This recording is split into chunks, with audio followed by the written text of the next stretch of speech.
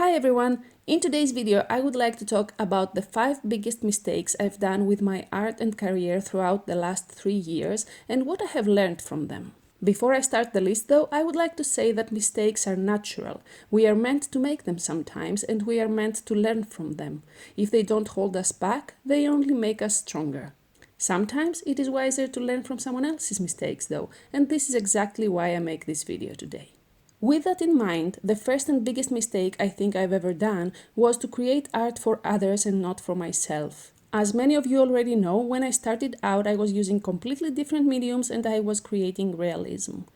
I started that way because I thought that was the practice I needed at the time, which was also a bad decision to make. But the main thing is that because it was popular, I stayed in that course for way too long. The truth is, I always knew what I wanted to do, but once I got into this path and gained some popularity, it was very hard to get unstuck. People liked what I was doing and it was a nice feeling. I was gaining popularity and I kinda didn't want to risk losing that. Until I did. I have that whole story in another video, but what I wanted to say is that while it is nice to adjust your art if you feel like it in order to do what's popular, don't overdo it. Do your own thing, create your own style, and create what you love instead of what others love. There is an audience for everyone and every art style. It's only a matter of finding the right people. I made the mistake of staying too long in that path, and then when I had to change, it was like starting over. You don't have to go through that. Just do your own thing. The second mistake I would like to list is not so much a wrong action, but a wrong mindset. I was always listening to other artists say that it is a long journey, it will take a while, it takes patience and stamina, and you need to persevere in order to succeed. You just don't give up and everything will happen. I was always keeping that in mind and I was patient. I was listening that it would take 2, 3, 5, maybe 10 years, and it seemed like a natural time for a business like that to evolve and get popular. But when the first couple of years pass, it starts feeling like a very long time.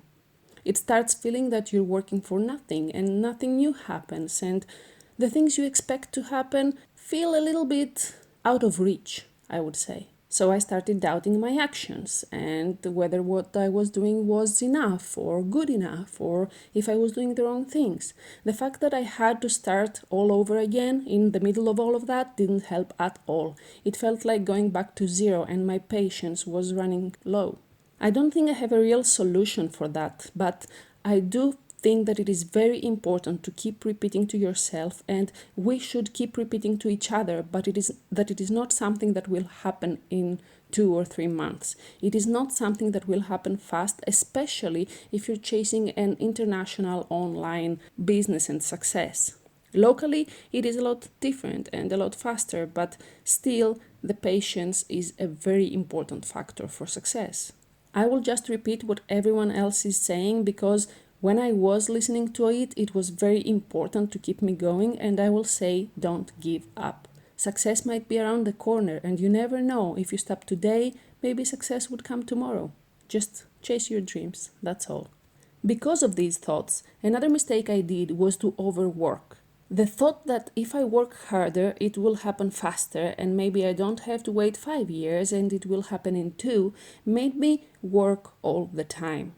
I thought that spending the extra couple of hours in the evening and not do anything else during these 2 or 3 years would help me reach my goals faster. And maybe that's the case, but maybe it is not. And now I don't think it is even worth it to do that. The problem with that attitude and the lack of balance is that you can get too tired too soon. I know I did, and when I was tired, I didn't have the patience to wait for everything to happen. I wanted things to happen faster because I had sacrificed too much for it. I didn't keep my work-life balance, and that was stressing me out, it was hurting my mental health, and in the long run, it stopped working. I was desperate, I didn't want to work anymore some days, and I didn't keep in mind that I should enjoy the journey in order to reach my goals. It is not a sprint, it's a marathon, and keeping balance throughout this journey is extremely important in the long run. After all, you never know when it will happen. This is your life, this is my life, and you should enjoy the journey as much as the final destination. Small sacrifices are perfectly fine and actually necessary, but sacrificing big things like your physical health or maybe your friends, a time out, some vacations is not worth it, and it will hurt you in the long run.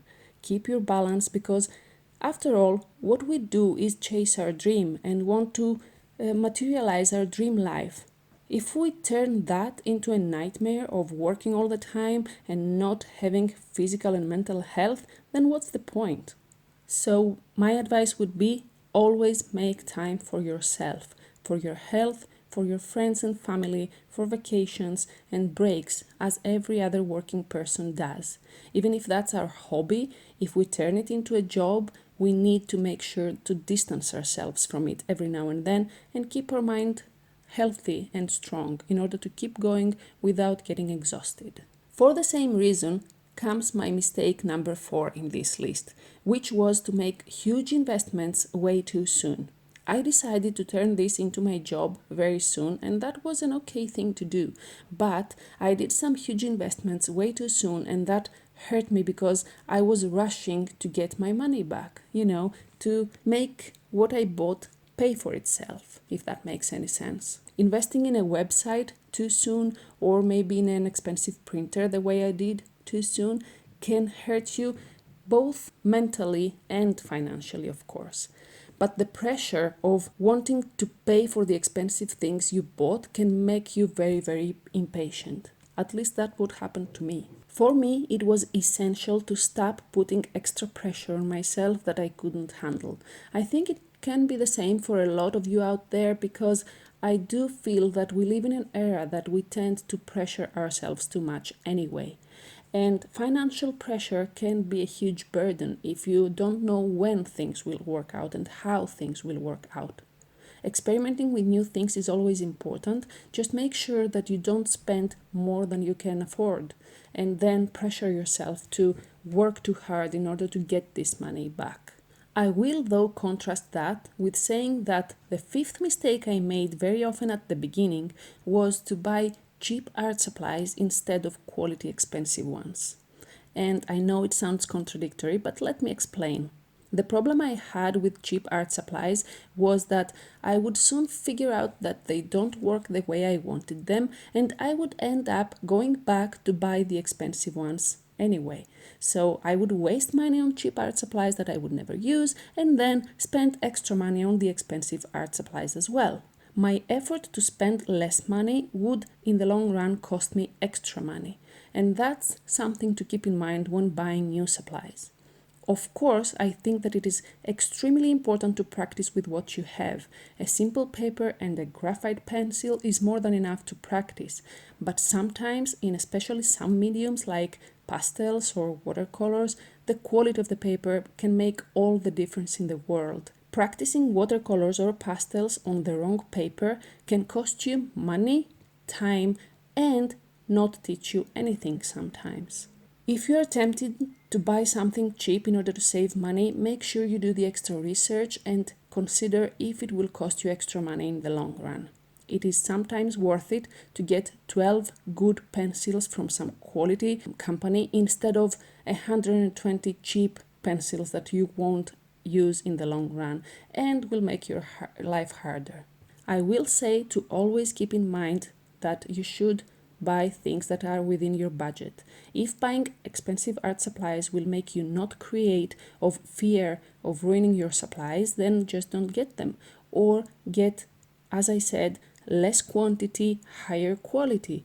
Just make sure that you find the right balance that works for you. It took a while to find my own balance, and sometimes I overdid it, but it is important not to waste money on things that will not work out. It's not always the best choice to get the cheap alternative. I think I could probably go on with this list forever and keep listing mistakes that I've done and that I would like you to avoid, but I think that these 5 are the most important ones, and they include a lot of subcategories that can fit into these 5 big categories. If you have something to add and some experience different than mine, Please leave it in the comments below and let everyone learn from your own mistakes. If you like this video, please leave a thumbs up before you go and consider subscribing to my channel for more videos like this. I will not end this video here because I would like to talk a little bit about the painting you watch me create, and I didn't want to take away from the main subject of the video, but for those of you who have stuck around and are still here, I wanted to tell you that this painting is of my husband. It is one of our wedding photos actually, but I turned it into his Dungeon Master portrait for Dungeons and Dragons.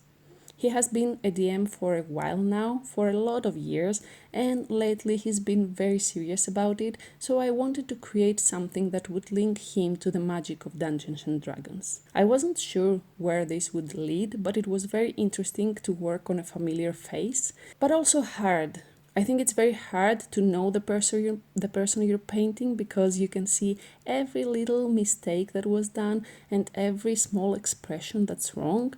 But it was a very good learning experience. I also very rarely, if ever, paint men, so that was an extra challenge for me, but I wanted to make it a little bit magical and add the dice as well, which is a very important factor for Dungeons and Dragons, and in the end he liked it, so that's enough for me, I guess. And that's it with this video too. If you're still around, thank you for sticking with me, and I hope you found this video useful. I hope to see you in the next one. Until then, be safe, be happy, and keep going for your dreams. Bye!